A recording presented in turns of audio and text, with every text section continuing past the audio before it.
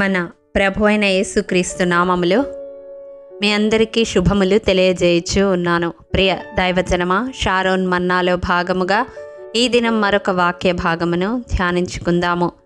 లూకా సువార్త 13వ అధ్యాయము 24వ వచనము. ఇరుకు ద్వారమున ప్రవేశింప పోరాడుడి. ప్రియ దైవజనమా, ఆదికాండం బైబిల్ స్టడీలో భాగముగా ఆదికాండం 30వ అధ్యాయము 8వ వచనములో రాహేలు దేవుని కృప విషయమై నా అక్కతో పోరాడి గెలిచి తిని అనుకుంటుంది. కానీ మనం పోరాడవలసినది అటువంటి పోరాటములు కాదు. అసలు మన పోరాటాలు మన రక్త సంబంధికులతో కాదు. చూడండి, ఎఫెసీయులకు రాసిన పత్రిక 6వ అధ్యాయము 12వ వచనం ప్రకారం మనం పోరాడునది శరీరులతో కాదు గాని ప్రధానులతోనూ అధికారులతోనూ ప్రస్తుత అంధకార సంబంధులకు లోకనాథులతోనూ ఆకాశ మండలమందున్న దురాత్మల సమూహముతోనూ పోరాడుచున్నామని గ్రహించాలి. ప్రియ దైవజనమా, ఎవరు మనకు ఎదురాడుతున్నా మనతో పోరాడుతున్నది వారు కాదు గాని వారిలో ఉన్న అంధకార శక్తులని గ్రహించాలి. క్రైస్తవ విశ్వాసిగా యాత్ర ప్రారంభించిన మనము మూలవాక్యము ప్రకారం ఇరుకు ద్వారమున ప్రవేశించుటకు పోరాడేవారముగా ఉండాలి. దాని కొరకు ఎటువంటి పోరాటములు చేయాలి అని వాక్యపు వెలుగులో మనం చూసినట్లయితే, మొదటగా హోషేయ గ్రంథము 12వ అధ్యాయము 3వ వచనం ప్రకారం యాకోబు వలె ఆత్మ సంబంధమైన ఆశీర్వాదముల కొరకు దేవునితో పోరాడాలి. రెండవదిగా నెహెమ్యా గ్రంథము 13వ అధ్యాయము 11వ వచనం ప్రకారం నెహెమ్యా వలె మందిరము లక్ష్యపెట్టని వారితో పోరాడాలి. మూడవదిగా రోమాపత్రిక 15వ అధ్యాయము 32వ వచనం ప్రకారం దైవ సేవకుల క్షేమము కొరకు ప్రార్థనలో పోరాడాలి. నాలుగవదిగా తెస్సలోనిక మొదటి పత్రిక 2వ అధ్యాయము 2వ వచనం ప్రకారం సువార్తను బోధించుటకు పోరాడాలి. ఐదవదిగా ఫిలిప్పీలకు రాసిన పత్రిక మొదటి అధ్యాయము 27వ వచనం ప్రకారం సువార్త పక్షమున పోరాడేవారముగా ఉండాలి.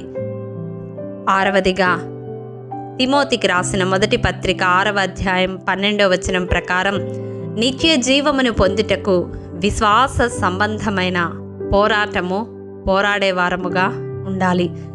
చివరిగా పౌలు వలె మంచి పోరాటము పోరాడి మన పరుగు కడముట్టించి దేవునిచే నీతి కిరీటము పొందేవారముగా ఉండాలని తిమోతికి రాసిన 2వ పత్రిక 4వ అధ్యాయము 7వ వచనం మనకు తెలియజేస్తుంది. ప్రియ దైవజనమా, ఇప్పటి వరకు మన జీవితాలను పరిశీలించుకుంటే మనము ఎటువంటి పోరాటాలు పోరాడుతూ ఉన్నాము, వేటి కొరకు పోరాడుతూ ఉన్నాము, ఏమి సాధించాలని పోరాడుతూ ఉన్నాము. ఒక్కసారి మనల్ని మనము విమర్శించుకుందాము. ఈ దినం దేవుడు ఈ వాక్యము ద్వారా మన హృదయాలను సంధిస్తూ ఉండగా, మనము దేని కొరకు పోరాడేవారముగా ఉండాలో బయలుపరుస్తూ ఉండగా, అట్టి రీతిగా పోరాడేవారముగా దేవుని దృష్టిలో కనపడదాము.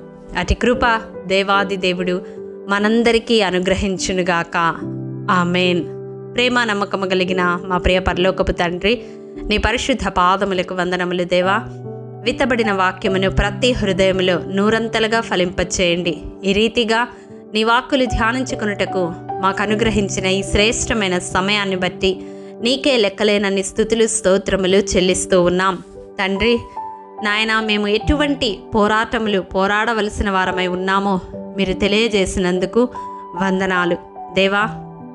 మా జీవితాల్లో మంచి పోరాటము పోరాడి ఇరుకు ద్వారమున ప్రవేశించుటకు పోరాడి నీవిచ్చే నీతి కిరీటమును పొందుటకు సిగ్గుపడనక్కరలేని పనివారిగా నీ ఎదుట కనపడుటకు మా ప్రాణాత్మ దేహాలను మీకు సమర్పించుకుంటూ అటు రీతిగా నీ ఎదుట మమ్మల్ని నిలవబెట్టగలిగిన సమర్థుడవని నమ్ముతూ మీ చేతులకు మమ్మల్ని మేము అప్పగించుకుంటూ యేసు అతి పరిశుద్ధ నామం పేరట అడిగి పొందుకొని నాము తండ్రి. ఆమేన్. ప్రియ దైవజనమా, అనుదినము షారోన్ మన్నా ద్వారా అడగబడుచున్న నెంబర్ ఇన్ బైబిల్ క్విజ్ ప్రశ్నలకు సమాధానములు ప్రతి నెల మొదటి వారము కామెంట్ బాక్స్లో పోస్ట్ చేయబడతాయి. కాబట్టి గమనించి మీకు తెలియని ప్రశ్నలకు సమాధానములు తెలుసుకొనగలరని ప్రభు పేరట మనవి చేయుచూ ఉన్నాము.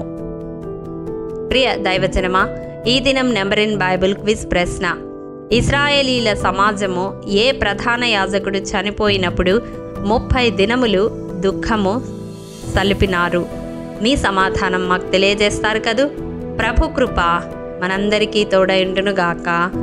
ఆమేన్. ప్రియ దైవజనమా, ఈ దినము జన్మదినము, వివాహ దినము జరుపుకుంటున్న వారికి షారోన్ గ్రూప్ తరపున హృదయపూర్వక శుభాకాంక్షలు తెలియజేయుచూ ఉన్నాము. దేవుడు శ్రేయస్కరమైన ఆశీర్వాదములతో ఈ సంవత్సరాది నుండి సంవత్సరాంతము వరకు మిమ్ములను నింపాలని ప్రార్థిస్తూ ఉన్నాము. ఆమేన్.